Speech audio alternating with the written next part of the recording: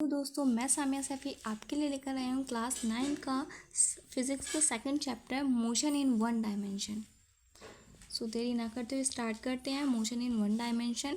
सो बेटा सबसे फर्स्ट इसमें जो हमारा चैप्टर स्टार्टिंग होती है इंट्रो में जो हमें दिया है सबसे फर्स्ट है फिज़िकल क्वांटिटी। फिज़िकल क्वांटिटी क्या होता है बेटा? ऐसी quantity those quantity which can be measured, ऐसी क्वांटिटी जिसको आप मेज़र कर सकते हो उसको हम बोलते हैं physical quantity. There are two types of physical quantity, इसको दो टाइप में डिवाइड किया गया है। एक होता है स्केलर क्वांटिटी और सेकंड होता है बेटा वेक्टर क्वांटिटी। स्केलर क्वांटिटी के पास जो होता है आपका मैग्नीट्यूड तो होता है लेकिन इसके पास कोई डायरेक्शन नहीं होती। So those quantity have a magnitude but don't have a direction. तो ऐसी क्वांटिटी जिसके पास मैग्नीट्यूड अवेलेबल होता है बट डायरेक्शन नहीं होती, इसको हम क्या बोलते हैं? Scalar quantity. एंड नेक्स्ट है आपका वेक्टर क्वांटिटी। वेक्टर क्वांटिटी बेटा ऐसी क्वांटिटी होती है जिसके पास मैग्नीट्यूड के साथ साथ डायरेक्शन भी आपके पास अवेलेबल होती है। सो स्केलर क्वांटिटी के अगर एग्जाम्पल की बात हम करते हैं, मास हो गया, स्पीड, टेम्परेचर, हीट, और भी बहुत सारे एग्जाम्पल हैं। एंड वेक्टर की अगर हम बात करें, vector quantity velocity, displacement, acceleration and force.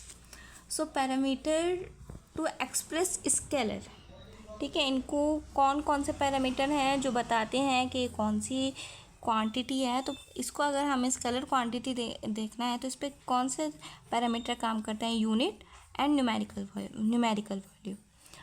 कैसे हम यूज़ करते हैं?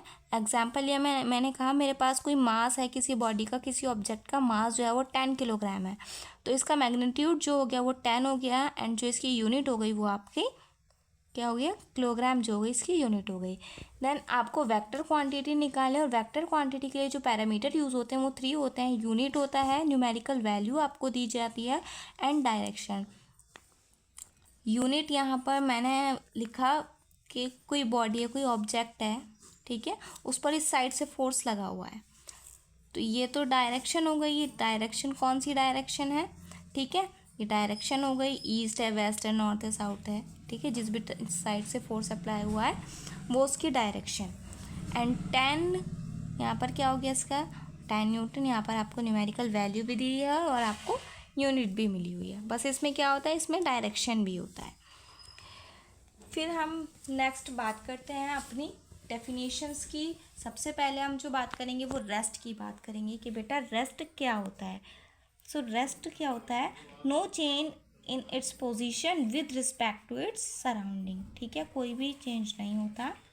अगर कोई बॉडी से रखी है तो बस ऐसी है, उसमें कोई चेंज नहीं हो रहा, उसमें कोई मोशन नहीं हो रहा, उसके सराउंडिंग कोई चेंज नहीं हो रहा। मोशन क्या होता है? कोई भी ऑब्जेक्ट है वो अगर अपनी पोजीशन चेंज कर रहा है with respect to its surrounding तो आप उसको कहेंगे कि वो चीज़ मोशन में। लाइक दैट ये पेन है, ठीक है, अब ये पेन मैंने यहाँ रखा था, अगर ये यहाँ से बिल्कुल भी नहीं हिलता तो आप कहते हैं कि रेस्ट की पोजीशन में। बट ये पेन रखा तो यहाँ था लेकिन ये खुद चलकर यहाँ आ रहा है, तो ये मोशन की पोजीशन में है। अब हम बात करते हैं डिस्टेंस की। डिस्टेंस क्या होता है? आपका कोई भी पाथ है तो total length of path covered by object is called distance. Distance की जो आपकी क्वांटिटी होती है वो स्केलर होती है, ठीक है। टोटल लेंथ ऑफ पाथ, कोई भी पाथ है जिसकी उसकी पूरी जो लेंथ है यहाँ से यहाँ तक की जो लेंथ है, ठीक है, चाहे वो कैसे भी कवर कर रहे हैं लेकिन यहाँ से यहाँ तक की जो लेंथ है, ये लेंथ जो है इसको हम कहेंगे डिस्टेंस, ठीक है। डिस्प्लेसमेंट क्या होता है? डिस्प्लेसमेंट होता है shortest distance between two point. कोई भी दो पॉइंट है, इनके बीच की जो शॉर्टेस्ट डिस्टेंस है वो क्या होता है? आपका डिस्प्लेसमेंट होता है। तो अब हम इसमें डिफरेंस की बात कर लेते हैं कि डिफरेंस क्या होता है डिस्टेंस एंड डिस्प्लेसमेंट में। सो डिस्टेंस जो होता है the length of the path covered, जो कोई भी पाथ है वो कवर्ड करता है जिस लेंथ को, उसको हम डिस्टेंस बोलते हैं। Then displacement shortest distance between two point, any two points के बीच का जो आपका शॉर्टेस्ट डिस्टेंस है वो आपका डिस्प्लेसमेंट कहलाता है। डिस्टेंस की जो यूनिट होती है वो आपका स्केलर क्वांटिटी होता है। देन डिस्प्लेसमेंट की यूनिट वेक्टर क्वांटिटी होता है। ये पैथ पर डिपेंड करते हैं और ये यहाँ पर इंडिपेंडेंट पैथ होता है, ठीक है। ऑलवेज पॉजिटिव होता है डिस्टेंस आपका, और डिस्प्लेसमेंट आपका ऑलवेज नेगेटिव होता है। डिस्टेंस की अगर बात करें तो ग्रेटर देन भी होता है, और डिस्प्लेसमेंट